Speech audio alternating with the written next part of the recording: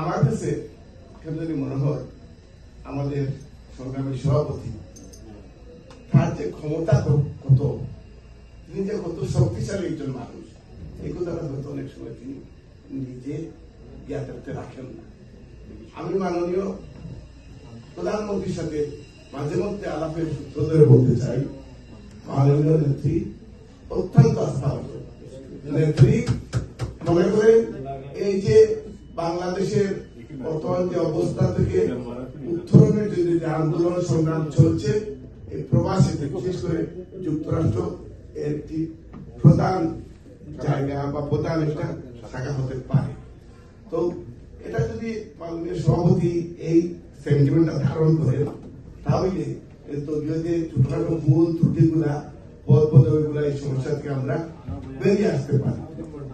যারা বিভিন্নভাবে দায়িত্ব নেওয়ার চেষ্টা করতেছেন বা পদ পদবি ব্যবহার করতেছেন, তাদের প্রতি সম্মান দিয়ে বলতে চাই, তাদের মধ্যে অনেকেই আছেন আগামীতে যদি কমিটি নেত্রী অ্যাপ্রুভ করে অনেকেই ভালো পদে কাজ করার সুযোগ পাবেন। এটা অর্থ না যে তাদের মধ্যে এই দল পরিচালনা করার মতো যোগ্যতা সম্পন্ন লোক নাই। এরপরে দলের নিয়ম কানুন সিস্টেম পদ পদবি পাওয়ার প্রোটোকল আছে, সিস্টেম আছে, এইগুলোটা প্রেসিডেন্ট আজকে বিবিনের সাথে বলবো একটা রাস্তা বাহির করেন, আমরা যাতে সবাই একসাথে কাজ করতে পারি।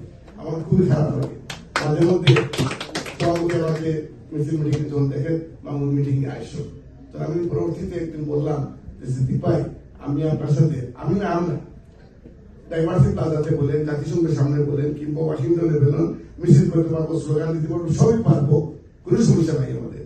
কিন্তু যখন আমাদের ইন্টারনেট সভা করবেন বলেন, হ্যাঁ বলের মধ্যে এই যে ডেকোরাম মেনটেন করেন, এটাতে আমাদের অনেকেরই থাকা সুযোগ নাই বা থাকার মতো রাজনৈতিক পরিবেশ এটা থাকে না।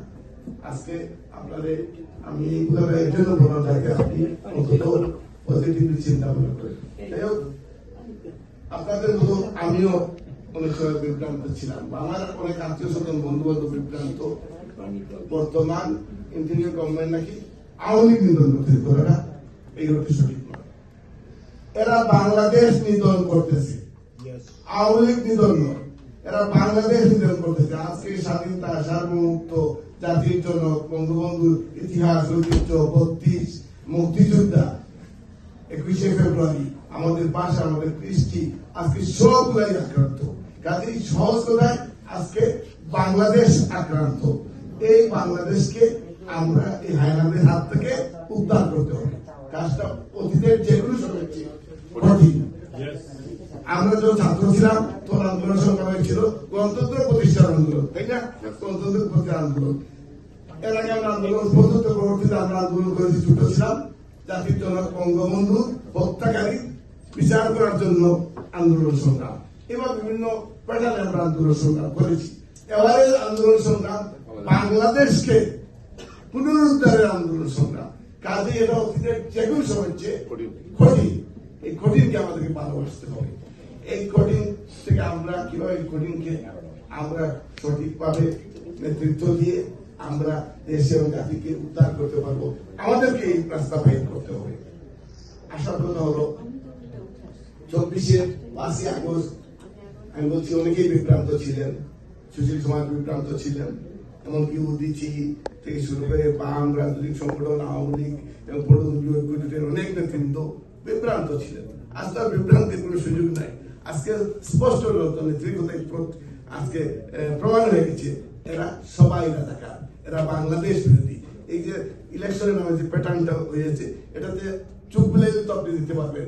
আজকে বাংলাদেশ অত্যন্ত স্পষ্টভাবে বিভক্ত। বাংলাদেশ স্বাধীনতা সার্বভৌমত্বপন্থী এবং বাংলাদেশ বিরোধী শক্তি আছে। সবাই আজকে বাংলাদেশ বিরোধী শক্তি এক জায়গায় এসে বাংলাদেশ উদ্ধার করতেছে। কাজে আওয়ামী লীগকে নিয়ে এগিয়ে দিতে হবে, এটা স্পষ্ট।